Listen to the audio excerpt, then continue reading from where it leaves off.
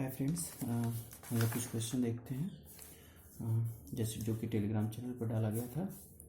इसमें question number first था कि consider two statement and a question. ठीक है, स्टेटमेंट फर्स्ट दिया था कि Priya is a 4th rank below Seema and is 31st from the bottom.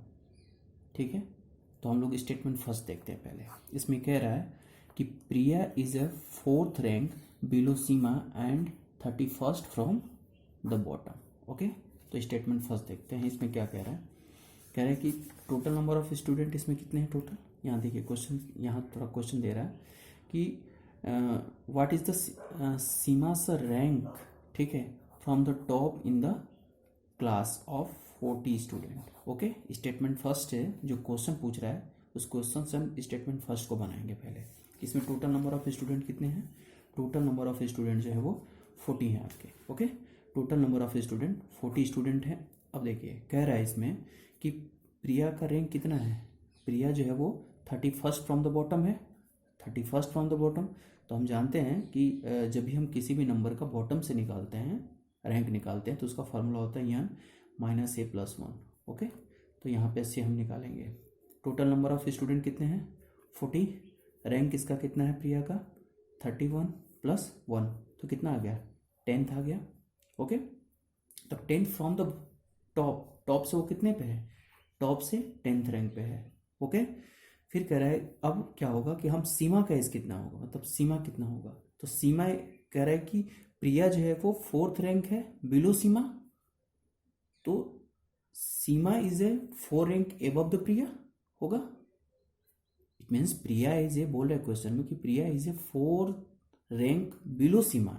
It means Seema क्या होगा? Seema is 4 rank above Priya, ये 4th रैंक एबव होगा। इसका मतलब सीमा की रैंक कितनी हो जाएगी? सीमा की जो रैंक होगी हमारी यहाँ पे निकालेंगे, तो सीमा की जो रैंक होगी वो 10 - 4 इक्वल टू कितना होगा? 6th। यानी सीमा की रैंक कितनी हो जाएगी?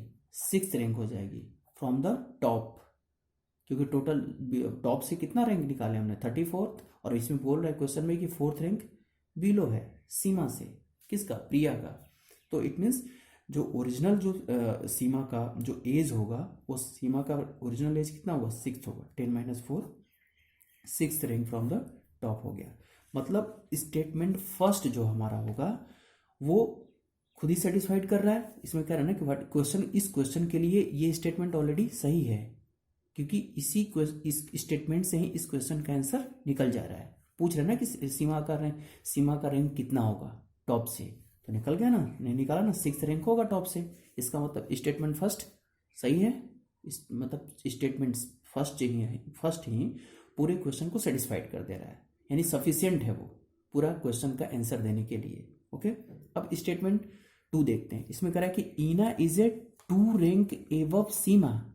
अच्छा, इसका मतलब क्या हो गया कि सीमा जो है वो ईना से 2 रैंक बिलो है।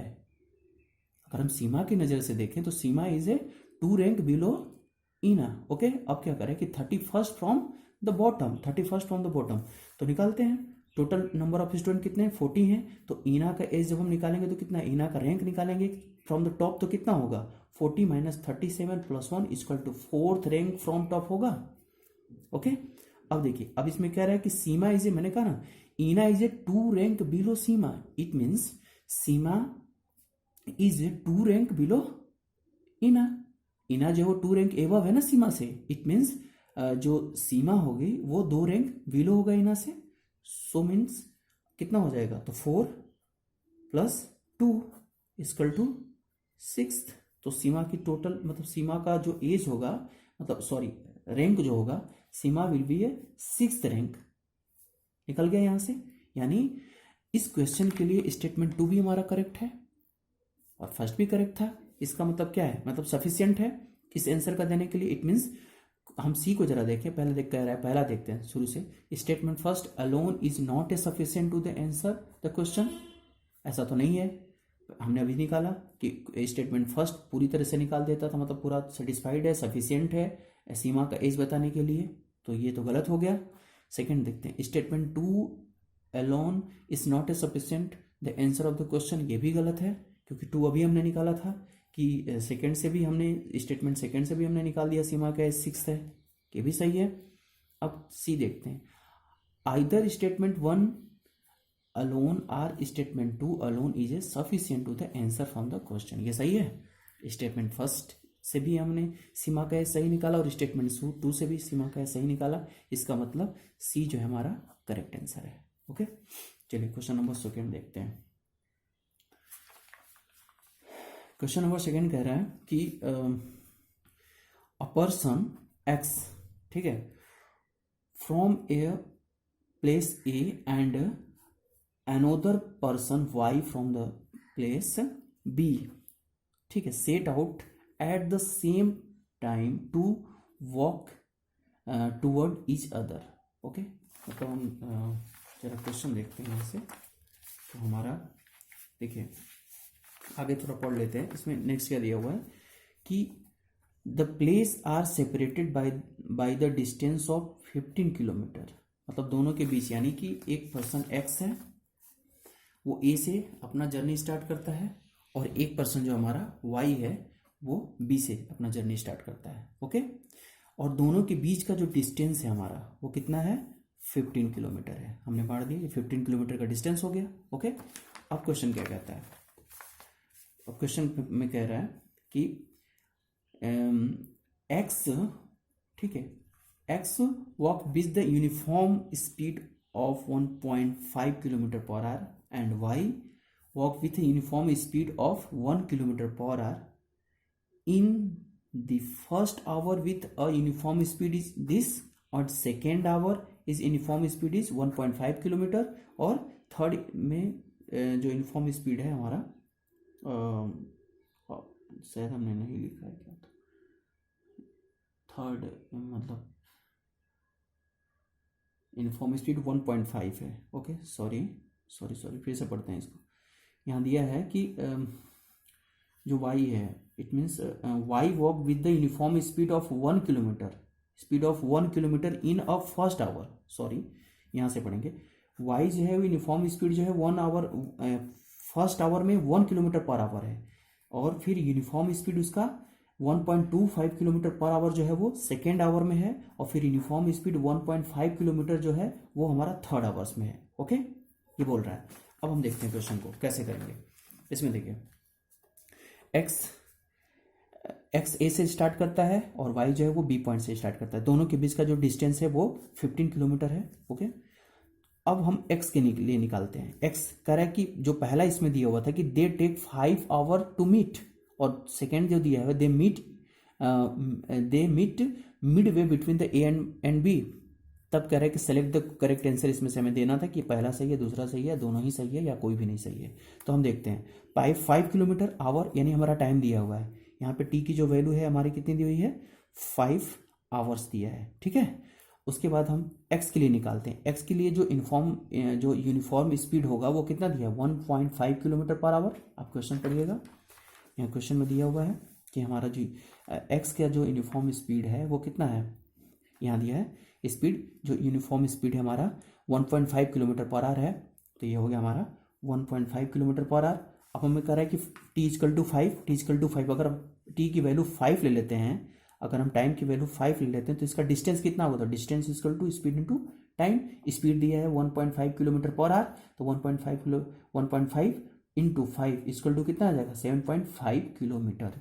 यानी एक्स जो है वो 5 घंटे में 5 आवर्स में 7.5 किलोमीटर को कवर करता है, यानी वो यहाँ से यहाँ तक का डिस्टेंस कवर किया, ये 7.5 किलोमीटर हो गया। ओके, अब दूसरा पढ़ते हैं इसमें।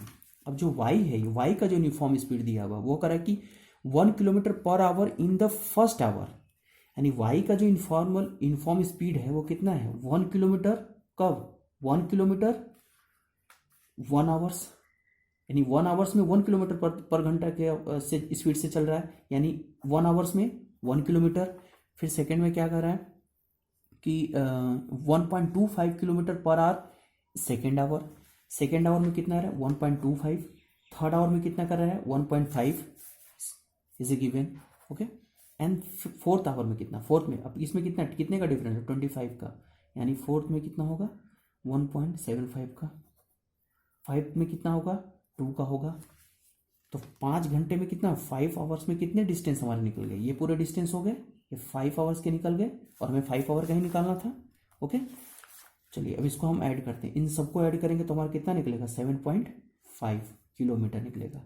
यानी वाई का भी जो यूनिफॉर्मल स्पीड कितना निकला, अगर हमने टी इक्वल टू 5 लिया तो यानी 5 आवर में कितना निकला, सबको इधर डिस्टेंस ऐड कर दिया 7.5 इक्वल हो गया दोनों के लिए, सही है। तो ये कह रहा है ना क्या ये 5 आवर में दोनों ही सेम टाइम ले रहे हैं और ये दोनों ही एक जगह मिलेंगे। देखिए अगर हम एक्स की यहाँ से एक्स 7.5 इधर से भी वाई जो चलेगा तो ये भी 7.5 आवर्स में ले रहा है, तो ये सेम पॉइंट पे मिलेंगे ना, मिड पे मिलेंगे ना दोनों, तो यानी दोनों ही सही है, 1 और 2 दोनों के लिए सही है ये। ओके आंसर आपका निकल गया।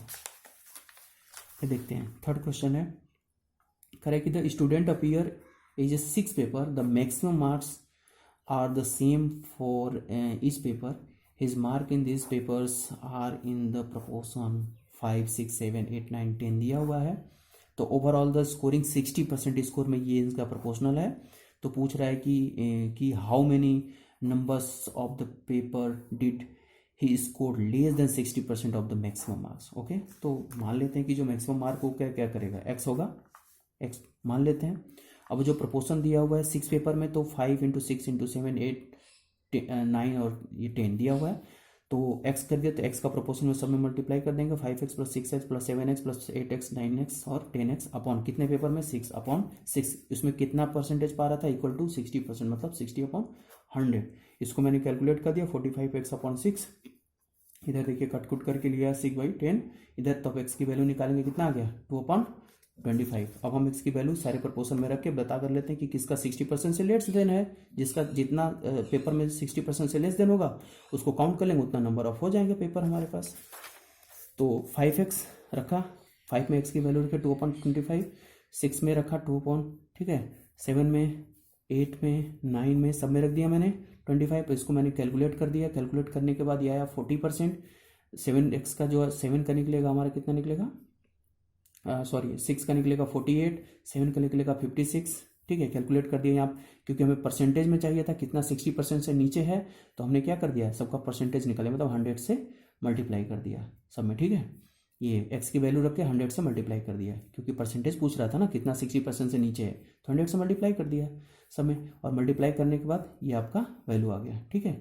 ये निकल गया परसेंटेज, कितना परसेंटेज है, तो हम देख रहे हैं कि 60% से बिलो कितने नंबर हैं, 3 है, 40 मतलब 40, 48 और 56, ये 4 हैं, और ये सॉरी 3 है और ये 3 क्या है एबव है। तो हमारे पास कितने 60% से पूछ रहा था, 60% से बिलो कितने होंगे, तो कितने हैं 3 होंगे आंसर। Okay thank you. और अगर आप लोग को कोई दिक्कत हो इसमें, कोई या समझ में ना आ रहा हो, तो आप प्लीज़ नीचे कमेंट करिए और बताइए कि इसमें क्या गलत है या फिर क्या चीज़ें ऐसी हैं जो समझ नहीं आ रहा है। और आप लोग जो भी चैनल है, जो भी चीज़ें हैं, उसको सब्सक्राइब करिए, लाइक करिए और शेयर करते रहिए, ताकि हमें भी थोड़ा मोटिवेशन मिले काम करने का। Okay thank you very much.